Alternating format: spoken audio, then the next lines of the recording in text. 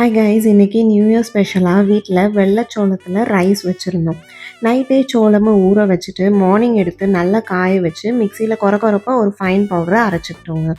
அரைச்ச பவுடரை அடுப்பில் தண்ணி கொதிக்க வச்சு கொஞ்சம் கொஞ்சமாக போட்டு நல்லா மிக்ஸ் பண்ணணும். தேவைக்கேற்ற சால்ட் மட்டும் ஆட் பண்ணிவிட்டு ஒரு 15 மினிட்ஸ் கிண்டிகிட்டே இருந்தாலே சாஃப்டான சோள ரைஸ் ரெடி ஆகிடும். அதுக்கு சைட் டிஷ்ஷாக என்னோடய ஃபேவரட்டான மட்டன் சுக்கா வச்சுருந்தேன். ஃபஸ்ட்டு மட்டனை குக்கரில் கொஞ்சம் சால்ட் அண்ட் கோகோனட் ஆயில் போட்டு வேக வச்சுக்கிட்டேன். சுக்கா மசாலாவுக்கு தனியா, பெப்பர், ஜீரகம், சோம்பு, அப்புறம் காஞ்ச மிளகாய், பட்டை, கிராம்பு, ஏலக்காய் எல்லாம் வறுத்து நல்ல ஃபைன் பவுடராக ரெடி பண்ணிக்கிட்டேங்க. இப்போது கடாயில் கோகோனட் ஆயில் போட்டு சின்ன வெங்காயம், பச்சை மிளகா, கறி லீவ்ஸ் எல்லாம் ஆட் பண்ணி ஒரு 5 to 6 மினிட்ஸ் கலர் சேஞ்ச் ஆகிற வரைக்கும் நல்லா கிண்டணும்.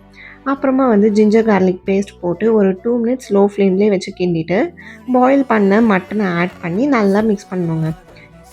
இப்போ அரைச்சி வச்ச சுக்கா மசாலாவை ஆட் பண்ணி மட்டன் வேக வச்ச தண்ணியும் சேர்த்து சால்ட்டு செக் பண்ணி ஒரு 10 மினிட்ஸ் க்ளோஸ் பண்ணிவிட்டு வேக வச்சு எடுத்தால் பர்ஃபெக்டான மட்டன் சுக்கா ரெடி.